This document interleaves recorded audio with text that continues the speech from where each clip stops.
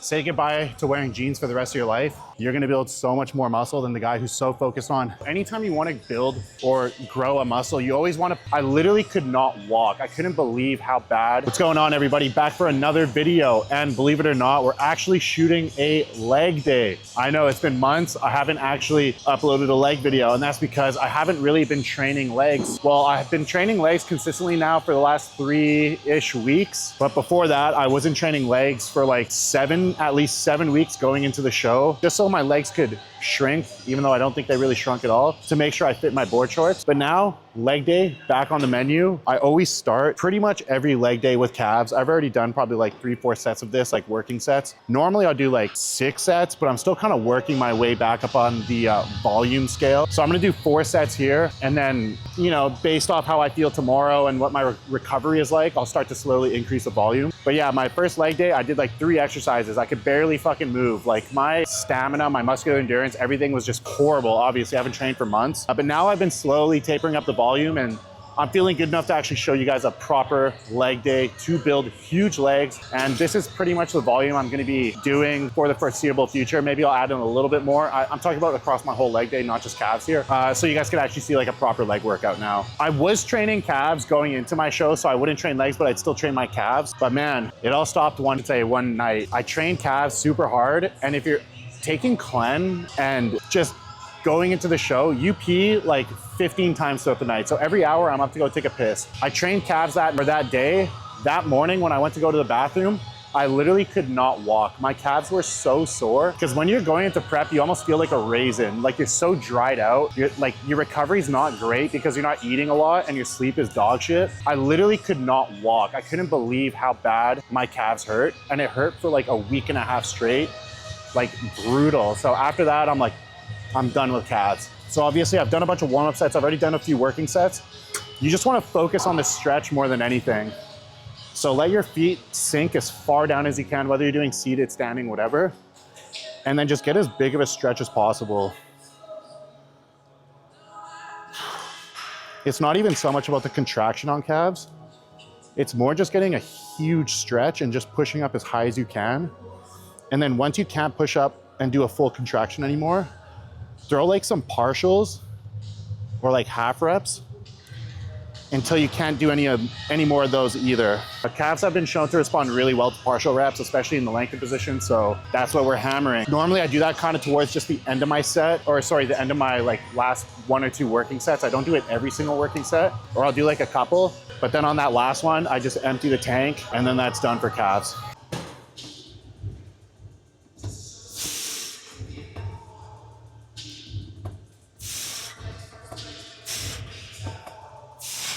I'm starting off, as you can see, pretty boring exercises. I did calves and now I'm doing hamstring. Anytime you want to build or grow a muscle, you always want to put it towards the start of your workout when you're freshest. So for me, something I want to focus on my legs is calves and hamstring. So my first 2 exercises, boom, calves and laying down hamstring curl. Just remember that anytime you want to grow a muscle, put it towards the beginning of your workout. So these workouts are tailored for myself. If you're trying to grow your quads or just your legs in general, I would recommend, sure, you can still throw calves at the beginning if you need them. Throw a leg press, throw a compound, throw a quad extension, throw whatever you need to grow on your body at the beginning of your workouts. That's the reason why I always start with calves and hamstrings. And I've been doing that pretty religiously for, I don't know, last couple of years. The other thing is too, and you'll see as I get into the workout a little bit more, I always start with calves, hamstrings, and then a quad extension. So again, if you want to build your quads, obviously throwing a quad extension will help you build your quads. But if I wasn't doing that, I would start with like a leg press, a hack squat, a barbell squat, a Smith squat, like some sort of big compound movement, and then throw like a quad extension in later. The only reason why I don't is because my knee was bugging me for so long. This is kind of the issue, not to blow smoke up my own ass, but once you do get pretty fucking strong, you have to put so much load, especially for like a leg press, a hack squat, some of these big compounds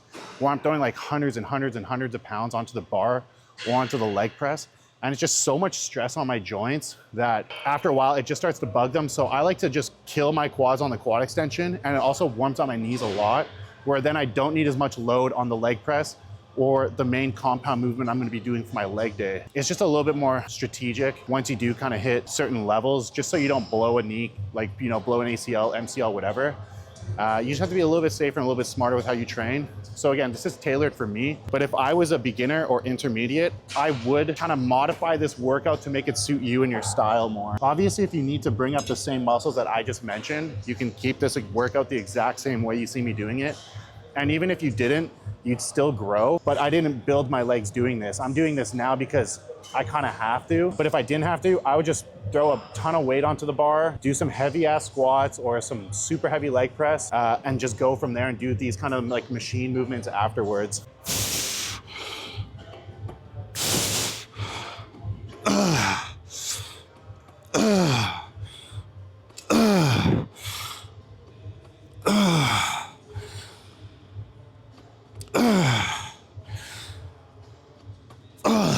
So like I said earlier, this is like my 4th or 5th leg day since incorporating leg days back into my routine.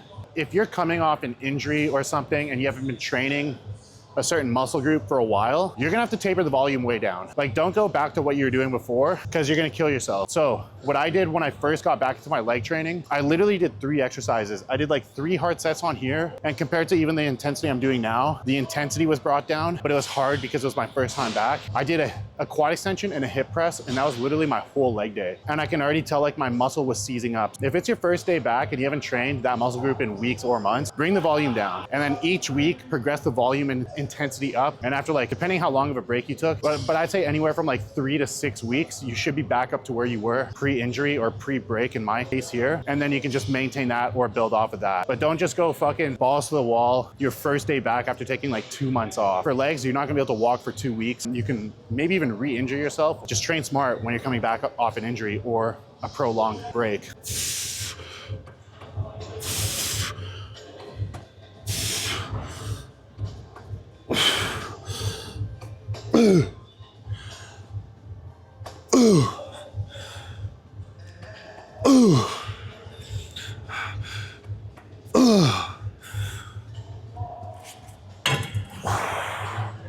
Holy shit.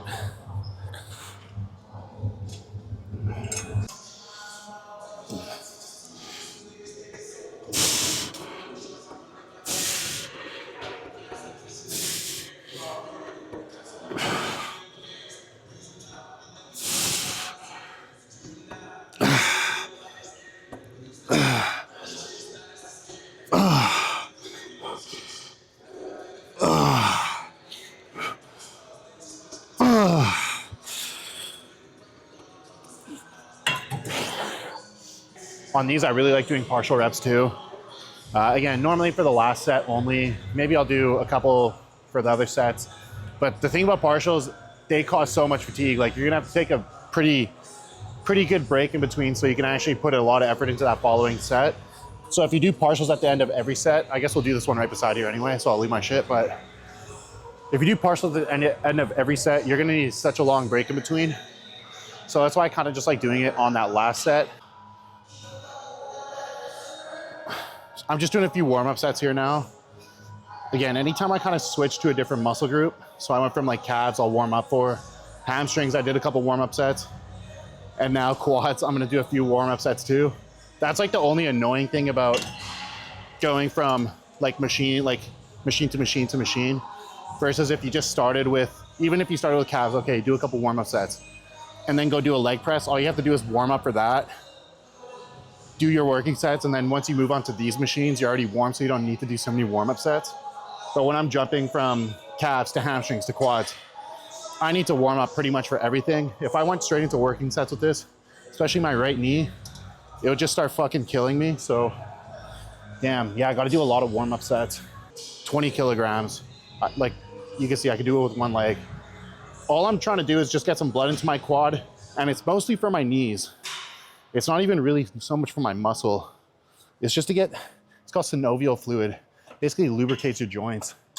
Trying to get that in there so it flows like, you know, it's not tight and everything moves very smoothly. Each time I'll just bump up the weight closer and closer to my working set. And these warm-up sets, like, you can kind of fly through them. You don't need a 2-minute rest in between.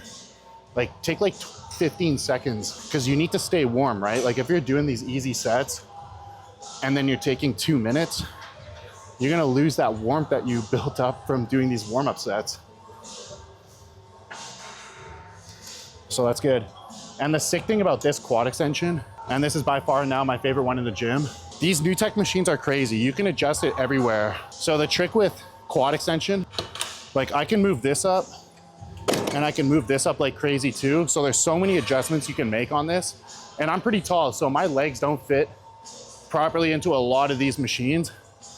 Because on a quad extension, what you want to do to get the best stretch on your quad, you want the seat as far back as possible. And you don't just want the seat far back, you want to angle it back. And with that, now I'm able to sit far back in the machine, and then I'm also able to lean back. So if I'm sitting like this, there's less of a stretch on my quad. Once I lean back, there's more of a stretch on my quads here. So I'm just getting a little bit more range of motion out of it. Even if you're not that tall, say you're just like average height or whatever, you still want to put the seat back, and then you also want to lean back to place that bigger stretch on your quad.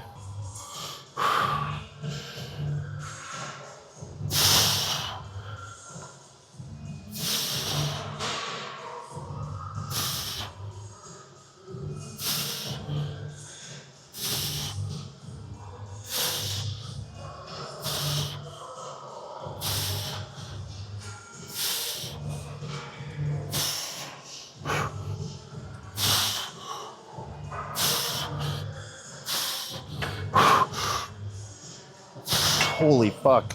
All you want to do on these, I like letting this bottom out very briefly. So almost doing like pause reps before I kick the weight back up. The other thing is too, this thing's pretty much maxed out on weight. So if I'm just like popping these reps out, I'm going to be doing like 20, 30 reps. So that's just another way to make this a little bit harder. Slow down a little bit, pause, kick up, contract, making lightweight harder. So obviously if you're dealing with, you know, the stack being too light, hard, or make lightweight hard, slow down the reps and whatnot. If that's not an issue for you, I would still encourage you just to control the weight. Make sure like, because these things normally have really bad ranges of motion. Most of the time you go here, you kick up, they're like half reps. Just to ensure you're getting a full range of motion, watch this thing go up and down, the weight stack. Once it's about to hit the weight, that's when you start your positive. Like that's when you start kicking up, right? And then when you kick up as high as you can and contract your quad as hard as you can. And then control that negative. Don't just like swing out the bottom, let it hit, boom, all the way down. Control the movement the whole time. And that's how you're gonna build some big quads. And this thing will definitely build you some big ass quads, obviously. It's like one of the best movements for your quads. Just don't rush through it, do it properly. Yeah, that's another thing that I like about this. It's gonna tire me out. So when I go do my leg press, it's actually a hip press, you guys will see. I don't have to throw 10 plates per side. So even if I only do like 7 or 8 plates per side working sets, that's still 180 pounds less than I would normally be doing. So it's still almost 200 pounds less pressure that I'm putting on my joints. And it just makes my knees feel way better, which is the other good thing about taking a break. Because I was like, my right knee has always bugged me for a long time. But now that I've took a long break and I'm starting to get back into these leg days, I basically feel no pain, which is awesome. So stay lean back. Another thing people do, once they get tired, they start to lean forward. Stay leaning back the whole time.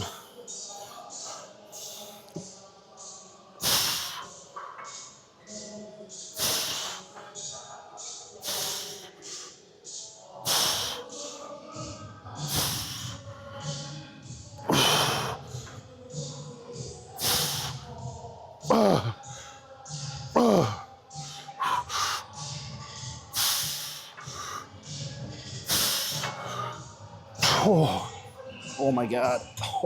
The other thing you'll see, a lot of these do have a seat belt. Just pull your ass, like pull yourself into the seat. You don't want to let your ass lift off these either.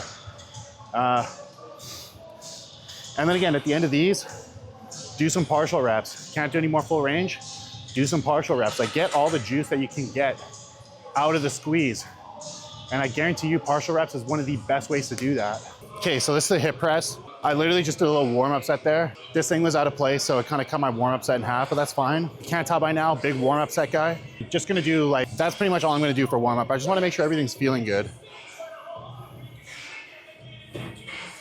So apparently Steph, the videographer who's shooting behind the camera, said this is A lot of women do this exercise. I didn't know that, but I love this fucking exercise, so I don't care. This one blows up your quads. It's almost like a pendulum leg press because the way this thing moves is on like a little bit of an arc or a little bit of a pendulum. And I'll show you like the foot stance and whatnot, how to set up on this properly to really smoke your quads. Okay, so on this, and anytime you're training quads, you wanna get as big of a bend in your knee as possible. It's called knee flexion, guys. Bill Nye the Science Guy here. So you don't wanna put your feet, just on this one, I don't mean every leg press, but on this particular hip press, even on most leg presses, you want your feet a little bit closer to the bottom. So on this one, I let my heels kind of sink or like hang off, just like an inch or two, and then I point my toes outwards. If I keep my feet pointing straight up like this, I can already feel my hips are super tight, and when I bring my legs back, there's gonna be no room for them to go anywhere. But when you point your toes outwards, now my legs, I can feel my hips open up, and you'll see when I'm doing this, I'm gonna be able to really let my legs sink deep into this movement, which is again, just gonna hit more quad, more adductor, and a little bit more glutes as well. So just overall build some bigger fucking legs.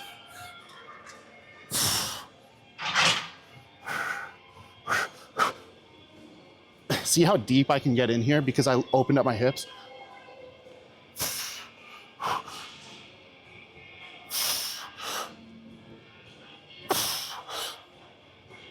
Ooh.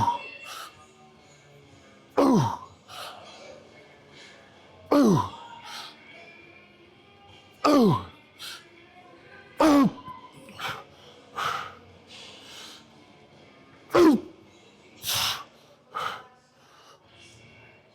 Ooh.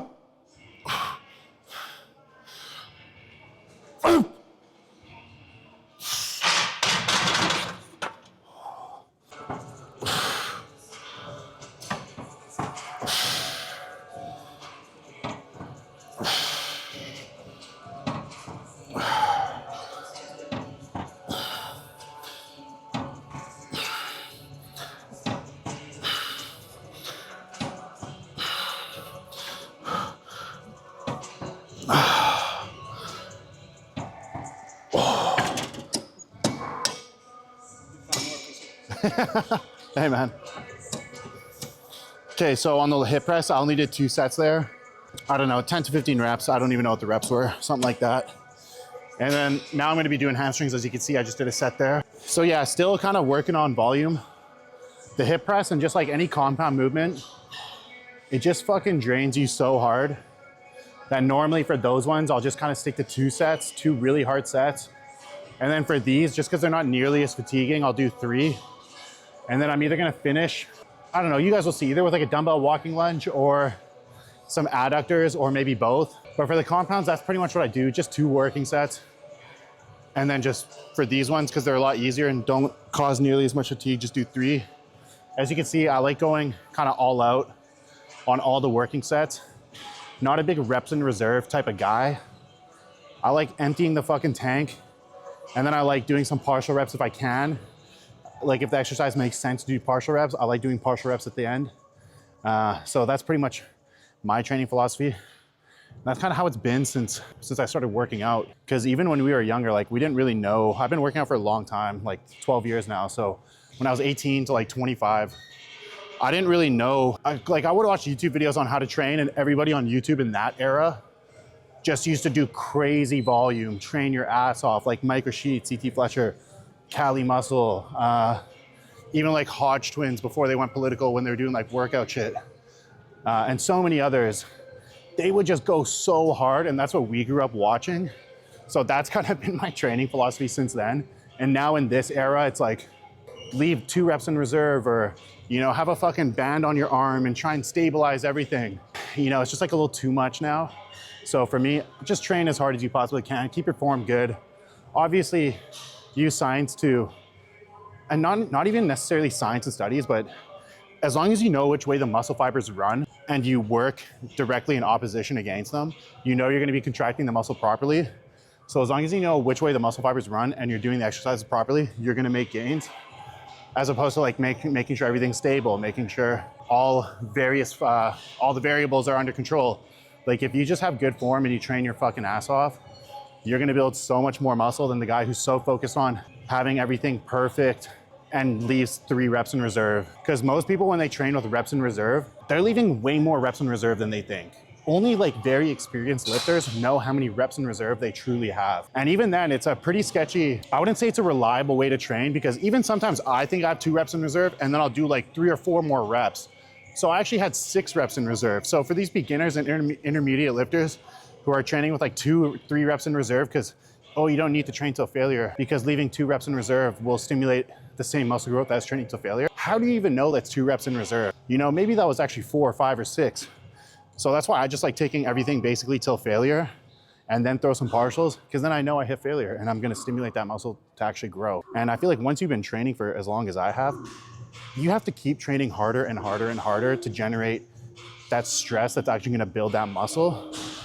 So you just have to take everything to failure at a certain point, because that's really the only way to keep growing, you know, once you've been doing this for like 5, 10, 15 years.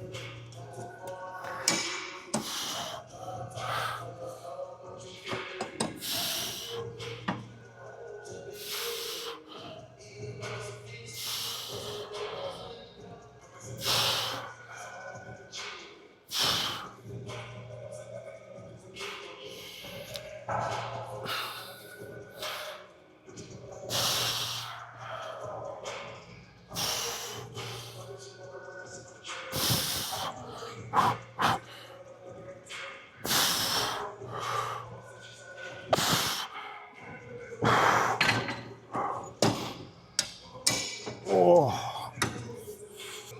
I'm trying to keep my reps as uniform as possible. Every rep, I'd say for the first 10, looked identical. Good control, good squeeze, controlling the negative. And then once I start to get tired, and you'll see my hands go from touching my hammies to going on here, because I know like, now I'm gonna have to really push. That's when they start to get a little bit like the range of motion. I can't get quite as deep into the rep. And then I'll just keep doing that until I don't move the weight.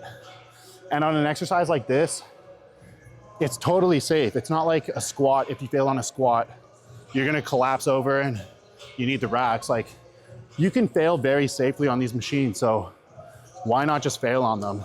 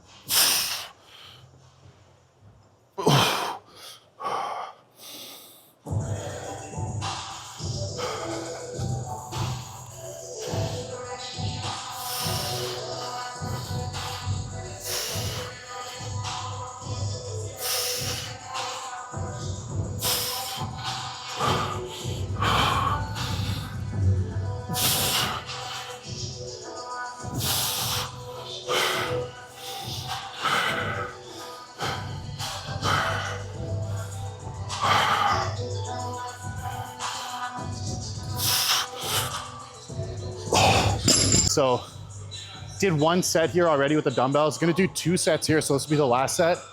And then I'm gonna move on to the hip adduction. But the key with this, and a lot of people make the mistake, is they don't keep their core tight. Beginners will do this before they're even fatigued. When you go down, keep your core tight. Like, I breathe out as I go down, because when you breathe out, it flexes your core. So you go down, breathe out, it keeps your core tight. Because if your core is loose, what's gonna happen? You're gonna lose your balance and you're gonna fall all over the place. So for every rep, keep your core super tight. And then breathe, inhale while you come up. It's kind of the opposite, because normally when you're contracting, this is when you'd exhale. But I kind of do the opposite for these, because I need to keep my core tight while I go down, because that's when I start to lose balance. The other thing is too, you can see how slow I'm getting into these reps. A lot of people will take these long ass steps like this, and they're like just trying to like cover the distance as fast as possible, just to do fewer reps or finish the set quicker. Take like a normal step. Like, it's a little bit long, but it's not like I'm stretching like a crazy to cover more distance. It's like a little bit of a longer step, go down. And again, I like going down, and this depends on ankle mobility, hip mobility. But if you do have good hip and ankle mobility, I go down until my back knee touches.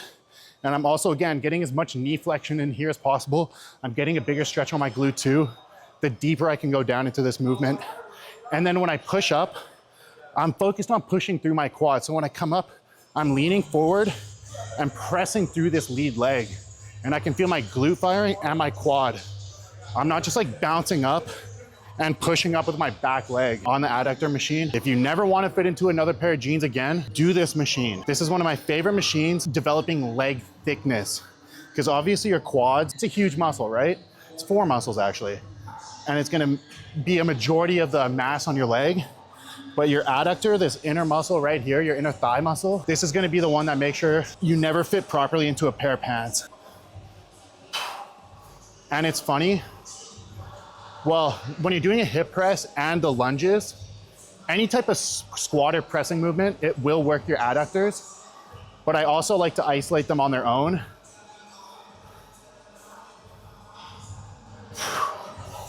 And when I'm doing this, I focus on pushing through my knees. So I'm not really pushing through my heels. I'm pushing my knees together and getting a big squeeze on my adductor. Oh. And it's funny because I remember I made a video explaining this exact thing on TikTok a few years ago, and I got absolutely roasted saying, oh, you don't need to isolate your adductors. They get enough stimulus from those previous exercises that I mentioned, the leg press, squats, lunges, etc. And I'm like, yo, a wide grip pull down works your biceps. Doesn't mean you don't isolate your biceps. Like every muscle could be, or most muscles can and should be isolated or trained in isolation too. So why the fuck would you not train this one as well? It's a pretty important muscle, you know, for a lot of different poses. So usually doing a leg press or a pressing movement isn't enough to really grow it, you know, sufficiently. So absolutely isolate them. The one caveat is if you've never trained this one before, go easy. Because I'm telling you, if you train this one really hard and you've never done it before, it literally is gonna feel like you pulled your groin for a week and a half. Like it fucking kills. It's one of the worst muscles to have very sore. So again, go easy if this is your first time training it. Don't do forced reps. And I know I don't say this often, but I would leave reps in reserve and then just work that intensity up as you start to strengthen this muscle. I've already been doing this for the last few weeks, so I don't mind training it pretty hard now. But again, if you haven't, I'm telling you, you're gonna be miserable for like a week or two because it's gonna feel like you pulled your groin if you train this one really hard.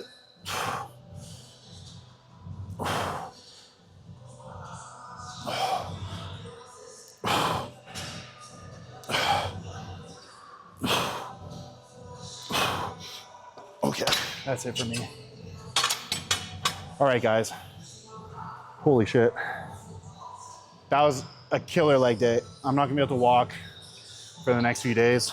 You know, considering I haven't really been training legs too much, not in a bad spot, but now I'm gonna go basically as hard as I possibly can on them, you know, until the next show, or hopefully I'll never have to take a break off them again. But anyways, guys, if you like the video, make sure to subscribe, like the video, comment down below if you have any questions. I'll make sure to incorporate it in a future video, or I'll just reply to you in the comments down below. I'll see you guys next week.